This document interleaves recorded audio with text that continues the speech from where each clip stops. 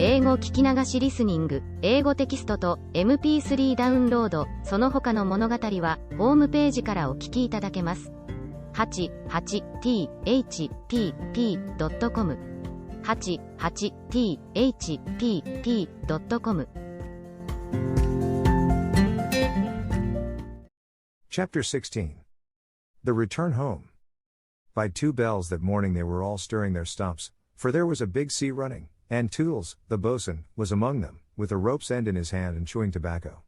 They all donned pirate clothes cut off at the knee, shaved smartly, and tumbled up, with the true nautical roll in hitching their trousers. It need not be said who was the captain. Nibs and John were first and second mate. There was a woman aboard. The rest were tars before the mast, and lived in the forecastle. Peter had already lashed himself to the wheel, but he piped all hands and delivered a short address to them, said he hoped they would do their duty like gallant hearties, but that he knew they were the scum of Rio and the Gold Coast, and if they snapped at him he would tear them. His bluff strident words struck the note sailors understand, and they cheered him lustily. Then a few sharp orders were given, and they turned the ship round, and nosed her for the mainland. Captain Pan calculated, after consulting the ship's chart, that if this weather lasted they should strike the Azores about the 21st of June, after which it would save time to fly. Some of them wanted it to be an honest ship and others were in favor of keeping it a pirate, but the captain treated them as dogs, and they dared not express their wishes to him even in a round robin.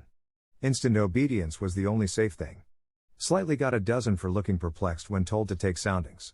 The general feeling was that Peter was honest just now to lull Wendy's suspicions, but that there might be a change when the new suit was ready, which, against her will, she was making for him out of some of Hook's wickedest garments. It was afterwards whispered among them that on the first night he wore this suit he sat long in the cabin with Hook's cigar holder in his mouth and one hand clenched, all but the forefinger, which he bent and held threateningly aloft like a hook.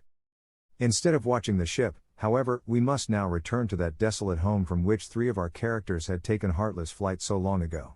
It seems a shame to have neglected number 14 all this time, and yet we may be sure that Mrs. Darling does not blame us.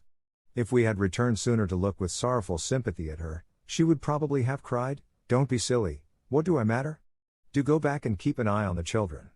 So long as mothers are like this their children will take advantage of them, and they may lay to that." Even now we venture into that familiar nursery only because its lawful occupants are on their way home. We are merely hurrying on in advance of them to see that their beds are properly aired and that Mr. and Mrs. Darling do not go out for the evening. We are no more than servants. Why on earth should their beds be properly aired, seeing that they left them in such a thankless hurry? Would it not serve them jolly well right if they came back and found that their parents were spending the weekend in the country? It would be the moral lesson they have been in need of ever since we met them, but if we contrive things in this way Mrs. Darling would never forgive us. One thing I should like to do immensely, and that is to tell her, in the way authors have, that the children are coming back, that indeed they will be here on Thursday week. This would spoil so completely the surprise to which Wendy and John and Michael are looking forward. They have been planning it out on the ship, mother's rapture, father's shout of joy, Nana's leap through the air to embrace them first, when what they ought to be preparing for is a good hiding.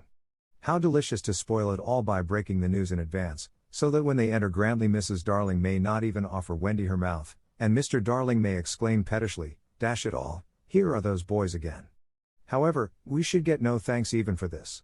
We are beginning to know Mrs. Darling by this time, and may be sure that she would upbraid us for depriving the children of their little pleasure.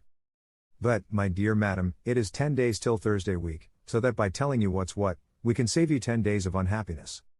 Yes, but at what a cost? By depriving the children of 10 minutes of delight. Oh, if you look at it in that way. What other way is there in which to look at it? You see, the woman had no proper spirit. I had meant to say extraordinarily nice things about her, but I despise her, and not one of them will I say now. She does not really need to be told to have things ready, for they are ready. All the beds are aired, and she never leaves the house, and observe, the window is open. For all the use we are to her, we might go back to the ship. However, as we are here we may as well stay and look on. That is all we are, lookers on. Nobody really wants us. So let us watch and say jaggy things, in the hope that some of them will hurt. The only change to be seen in the night nursery is that between 9 and 6 the kennel is no longer there. When the children flew away, Mr. Darling felt in his bones that all the blame was his for having chained Nana up, and that from first to last she had been wiser than he. Of course, as we have seen, he was quite a simple man, indeed he might have passed for a boy again if he had been able to take his baldness off, but he had also a noble sense of justice and a lion courage to do what seemed right to him, and having thought the matter out with anxious care after the flight of the children, he went down on all fours and crawled into the kennel. To all Mrs. Darling's dear invitations to him to come out he replied sadly but firmly, "No, my own one, this is the place for me." In the bitterness of his remorse he swore that he would never leave the kennel until his children came back. Of course this was a pity, but whatever Mr. Darling did he had to do in excess, otherwise he soon gave up doing it. And there never was a more humble man than the once proud George Darling, as he sat in the kennel of an evening talking with his wife of their children and all their pretty ways. Very touching was his deference to Nana. He would not let her come into the kennel, but on all other matters he followed her wishes implicitly. Every morning the kennel was carried with Mr. Darling in it to a cab, which conveyed him to his office, and he returned home in the same way at 6. Something of the strength of character of the man will be seen if we remember how sensitive he was to the opinion of neighbors, this man whose every movement now attracted surprised attention. Inwardly he must have suffered torture, but he preserved a calm exterior even when the young criticized his little home, and he always lifted his hat courteously to any lady who looked inside. It may have been quixotic, but it was magnificent. Soon the inward meaning of it leaked out, and the great heart of the public was touched. Crowds followed the cab, cheering it lustily, charming girls scaled it to get his autograph, interviews appeared in the better class of papers, and society invited him to dinner and added, "Do come in the kennel." On that eventful Thursday week Mrs. Darling was in the night nursery awaiting George's return home, a very sad-eyed woman. Now that we look at her closely and remember the gaiety of her in the old days, all gone now just because she has lost her babes, I find I won't be able to say nasty things about her after all. If she was too fond of her rubbishy children she couldn't help it. Look at her in her chair, where she has fallen asleep. The corner of her mouth, where one looks first, is almost withered up. Her hand moves restlessly on her breast as if she had a pain there.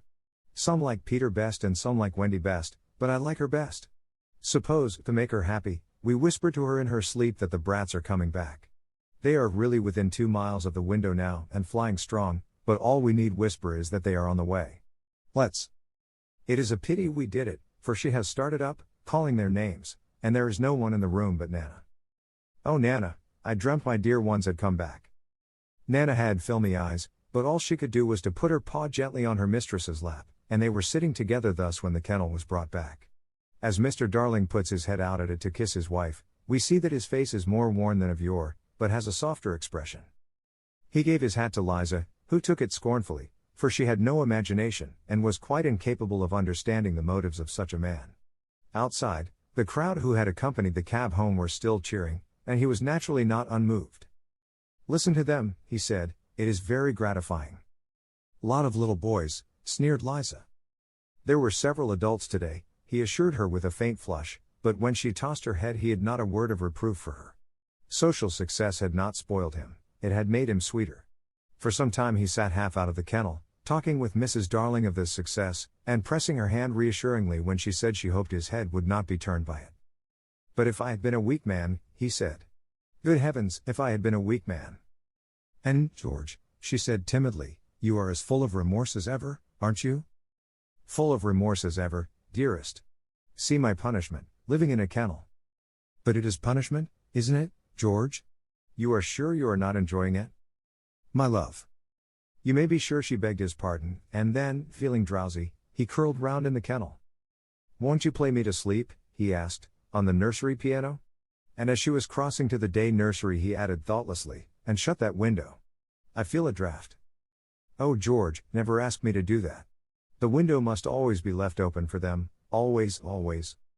Now it was his turn to beg her pardon, and she went into the day nursery and played, and soon he was asleep, and while he slept, Wendy and John and Michael flew into the room. "Oh no. We have written it so, because that was the charming arrangement planned by them before we left the ship, but something must have happened since then, for it is not they who have flown in, it is Peter and Tinker Bell." Peter's first words tell all. "Quick, Tink," he whispered, "close the window, bar it. That's right.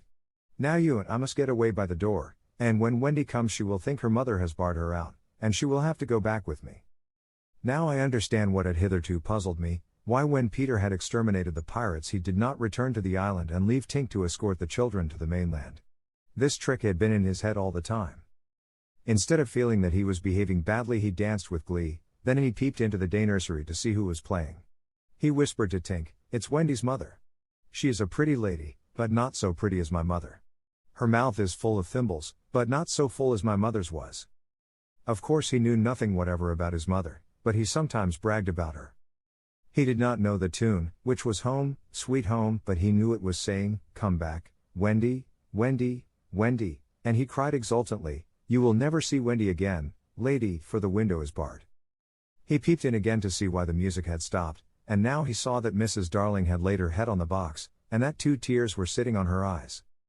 "She wants me to unbar the window," thought Peter, "but I won't, not I." He peeped again, and the tears were still there, or another 2 had taken their place. "She's awfully fond of Wendy," he said to himself. He was angry with her now for not seeing why she could not have Wendy.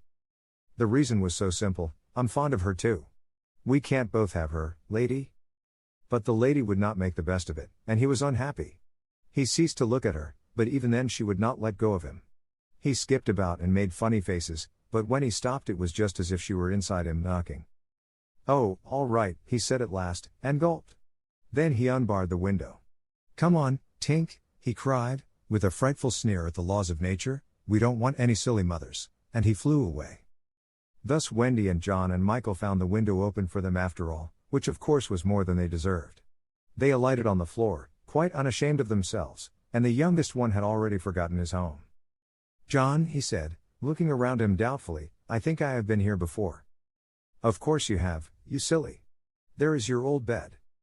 "So it is," Michael said, but not with much conviction. "I say," cried John, "the kennel." And he dashed across to look into it.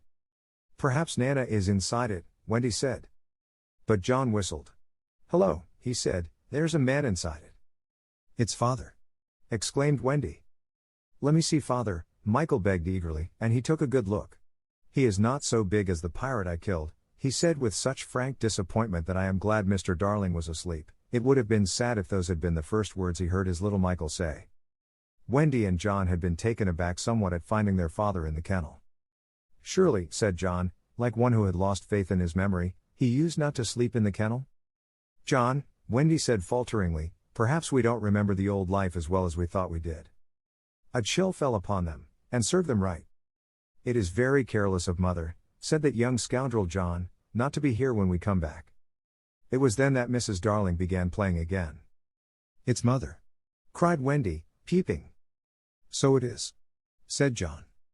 "Then are you not really our mother, Wendy?" asked Michael, who was surely sleepy. "Oh dear!" exclaimed Wendy, with her first real twinge of remorse, "it was quite time we came back." "Let us creep in," John suggested, "and put our hands over her eyes." But Wendy, who saw that they must break the joyous news more gently, had a better plan. "Let us all slip into our beds, and be there when she comes in, just as if we had never been away." And so when Mrs. Darling went back to the night nursery to see if her husband was asleep, all the beds were occupied. The children waited for her cry of joy, but it did not come. She saw them, but she did not believe they were there. You see, she saw them in their beds so often in her dreams that she thought this was just the dream hanging around her still. She sat down in the chair by the fire, where in the old days she had nursed them. They could not understand this, and a cold fear fell upon all the 3 of them. "Mother!" Wendy cried. "That's Wendy," she said, but still she was sure it was the dream. "Mother!" "That's John," she said.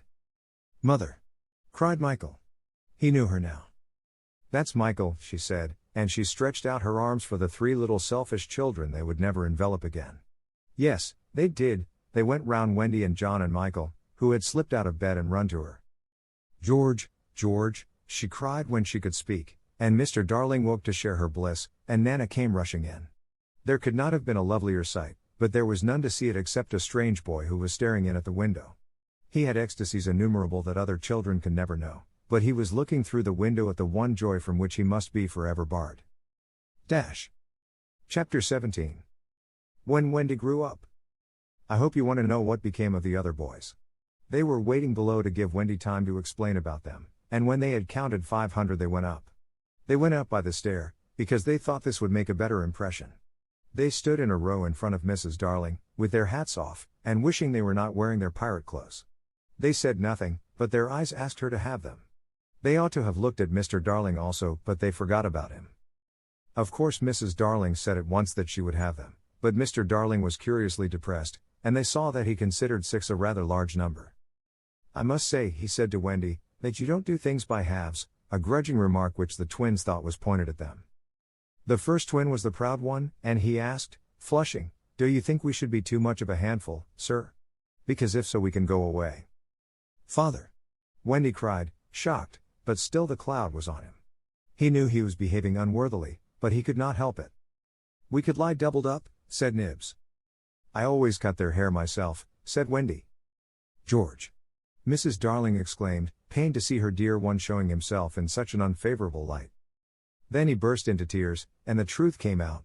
He was as glad to have them as she was, he said, but he thought they should have asked his consent as well as hers, instead of treating him as a cipher in his own house. "I don't think he is a cipher," Toodles cried instantly.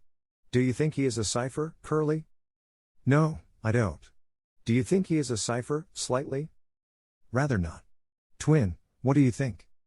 It turned out that not one of them thought him a cipher, and he was absurdly gratified, and said he would find space for them all in the drawing room if they fitted in.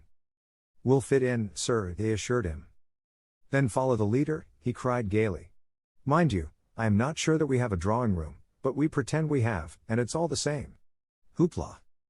He went off dancing through the house, and they all cried hoopla.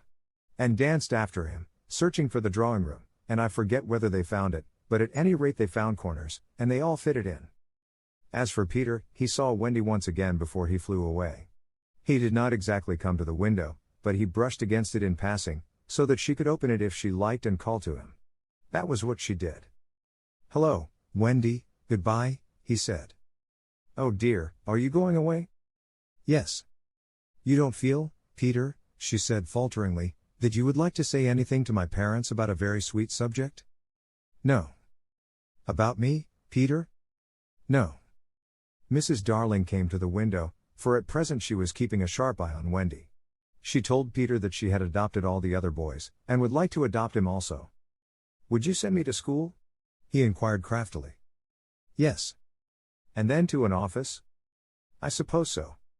"Soon I should be a man?" "Very soon." "I don't want to go to school and learn solemn things," he told her passionately. "I don't want to be a man. Oh, Wendy's mother, if I was to wake up and feel there was a beard."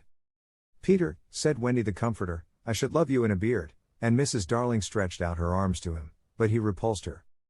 "Keep back, lady, no one is going to catch me and make me a man." "But where are you going to live?" "With Tink in the house we built for Wendy. The fairies are to put it high up among the tree tops where they sleep at nights." "How lovely," cried Wendy so longingly that Mrs. Darling tightened her grip. "I thought all the fairies were dead," Mrs. Darling said. "There are always a lot of young ones," explained Wendy, who was now quite an authority, "because you see when a new baby laughs for the first time a new fairy is born, and as there are always new babies there are always new fairies. They live in nests on the tops of trees, and the mauve ones are boys and the white ones are girls, and the blue ones are just little sillies who are not sure what they are." "I shall have such fun," said Peter, with one eye on Wendy. "It will be rather lonely in the evening," she said, sitting by the fire. "I shall have Tink." "Tink can't go a 20th part of the way round," she reminded him a little tartly. "Sneaky telltale," Tink called out from somewhere round the corner. "It doesn't matter," Peter said. "Oh Peter, you know it matters." "Well, then, come with me to the little house." "May I, Mummy?" "Certainly not. I have got you home again, and I mean to keep you." "But he does so need a mother." "So do you, my love." "Oh, all right," Peter said, as if he had asked her from politeness merely, but Mrs. Darling saw his mouth twitch, and she made this handsome offer, to let Wendy go to him for a week every year to do his spring cleaning. Wendy would have preferred a more permanent arrangement, and it seemed to her that spring would be long in coming, but this promise sent Peter away quite gay again.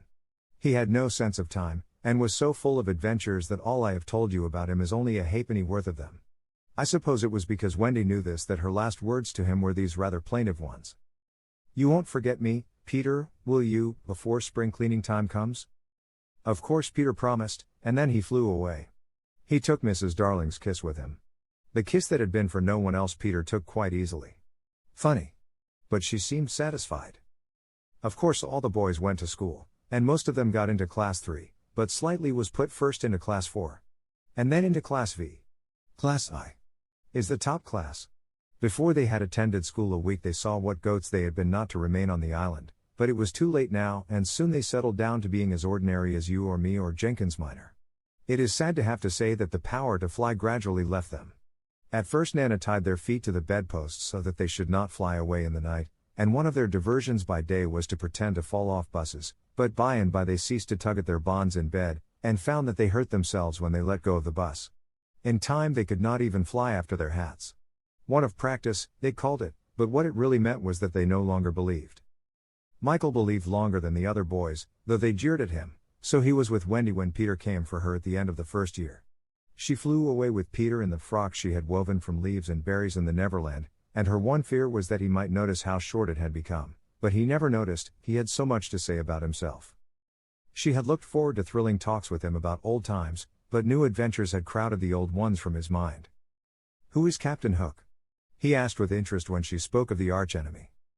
"Don't you remember?" she asked, amazed. "Had you killed him and saved all our lives?" "I forget them after I kill them," he replied carelessly. When she expressed a doubtful hope that Tinker Bell would be glad to see her, he said, "Who is Tinker Bell?" "Oh, Peter," she said, shocked, but even when she explained he could not remember. "There are such a lot of them," he said. "I expect she is no more." I expect he was right, for fairies don't live long, but they are so little that a short time seems a good while to them. Wendy was pained too to find that the past year was but as yesterday to Peter. It had seemed such a long year of waiting to her. But he was exactly as fascinating as ever, and they had a lovely spring cleaning in the little house on the treetops. Next year he did not come for her. She waited in a new frock because the old one simply would not meet, but he never came. "Perhaps he is ill," Michael said. "You know he is never ill." Michael came close to her and whispered, with a shiver, "Perhaps there is no such person, Wendy." And then Wendy would have cried if Michael had not been crying. Peter came next spring cleaning, and the strange thing was that he never knew he had missed a year. That was the last time the girl Wendy ever saw him. For a little longer she tried for his sake not to have growing pains, and she felt she was untrue to him when she got a prize for general knowledge. But the years came and went without bringing the careless boy, and when they met again Wendy was a married woman, and Peter was no more to her than a little dust in the box in which she had kept her toys. Wendy was grown up. You need not be sorry for her. She was one of the kind that likes to grow up. In the end she grew up of her own free will a day quicker than other girls. All the boys were grown up and done for by this time, so it is scarcely worth while saying anything more about them. You may see the twins and Nibs and Curly any day going to an office, each carrying a little bag and an umbrella. Michael is an engine driver. Slightly married a lady of title, and so he became a lord. You see that judge in a wig coming out at the iron door? That used to be Toodles. The bearded man who doesn't know any story to tell his children was once John. Wendy was married in white with a pink sash. It is strange to think that Peter did not alight in the church and forbid the banns. Years rolled on again, and Wendy had a daughter.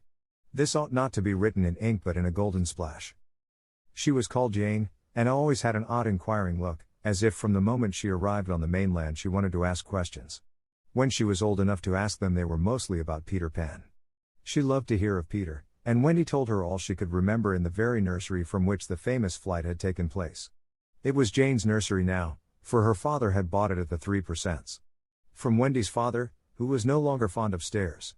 Mrs. Darling was now dead and forgotten.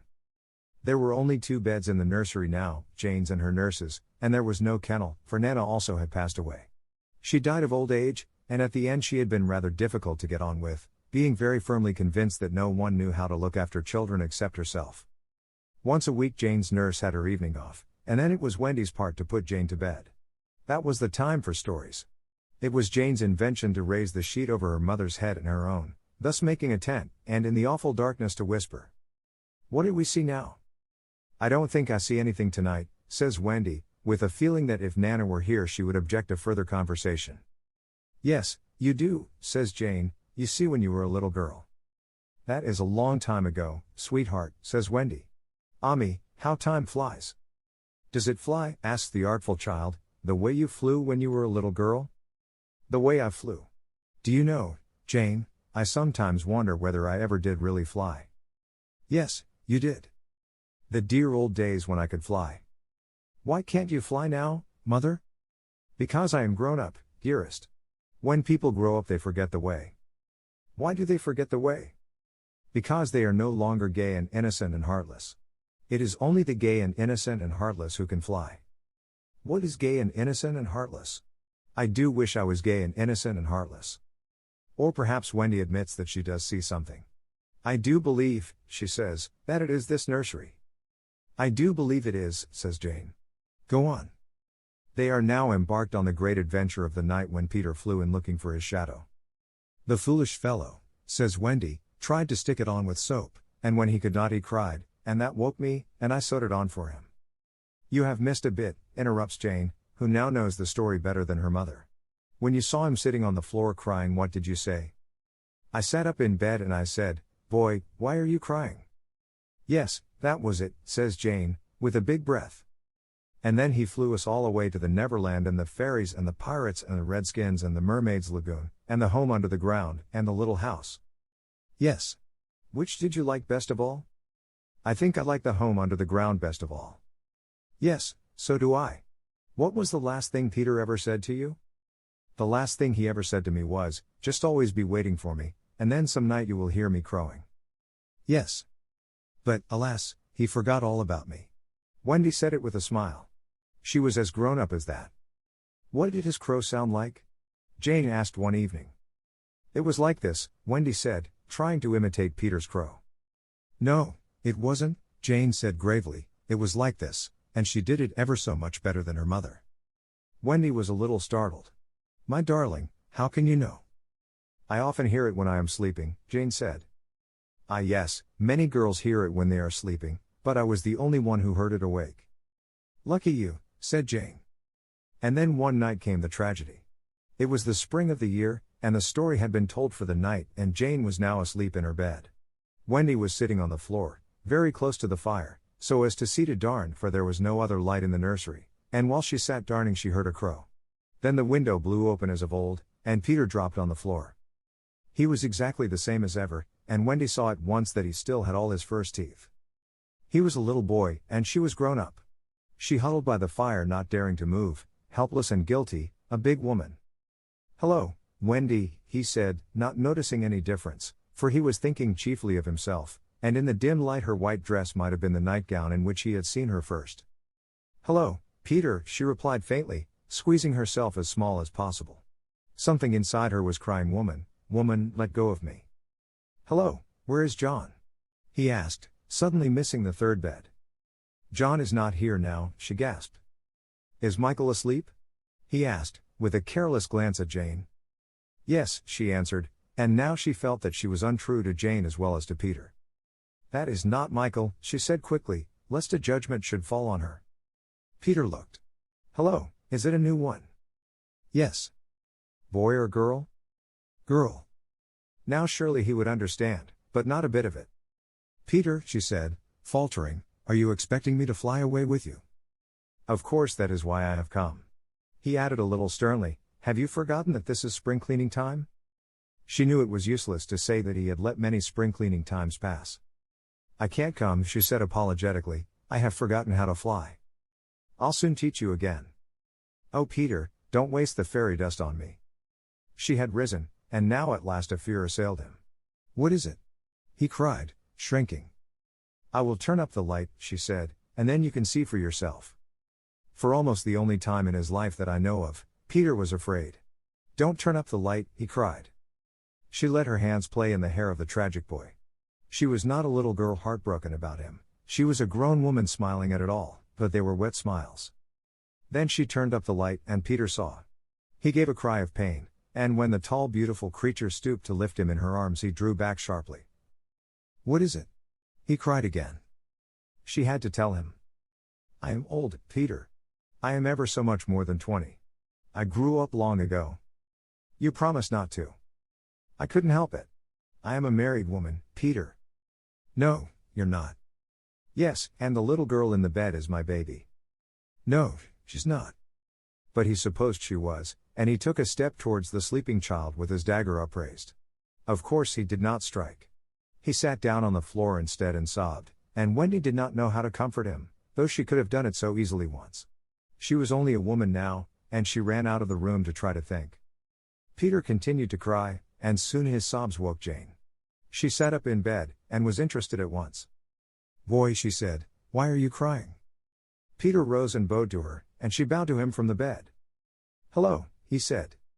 Hello, said Jane. My name is Peter Pan, he told her. Yes, I know. I came back for my mother, he explained, to take her to the Neverland. Yes, I know, Jane said, I've been waiting for you. When Wendy returned diffidently, she found Peter sitting on the bedpost crowing gloriously, while Jane in her nightie was flying round the room in solemn ecstasy. She is my mother, Peter explained, and Jane descended and stood by his side, with the look on her face that he liked to see on ladies when they gazed at him. He does so need a mother, Jane said. Yes, I know, Wendy admitted rather forlornly, no one knows it so well as I. Goodbye, said Peter to Wendy, and he rose in the air, and the shameless Jane rose with him. It was already her easiest way of moving about. Wendy rushed to the window. No, she cried. It is just for spring cleaning time, Jane said. He wants me always to do his spring cleaning. If only I could go with you, Wendy sighed. You see you can't fly, said Jane. Of course in the end Wendy let them fly away together. Our last glimpse of her shows her at the window, watching them receding into the sky until they were as small as stars. As you look at Wendy you may see her hair becoming white, and her figure little again, for all this happened long ago. Jane is now a common grown-up, with a daughter called Margaret, and every spring cleaning time, except when he forgets, Peter comes for Margaret and takes her to the Neverland, where she tells him stories about himself, to which he listens eagerly. When Margaret grows up she will have a daughter, who is to be Peter's mother in turn, and thus it will go on, so long as children are gay and innocent and heartless. 英語聞き流しリスニング、英語テキストと MP3 ダウンロード、その他の物語は、ホームページからお聞きいただけます。88thpp.com 88thpp.com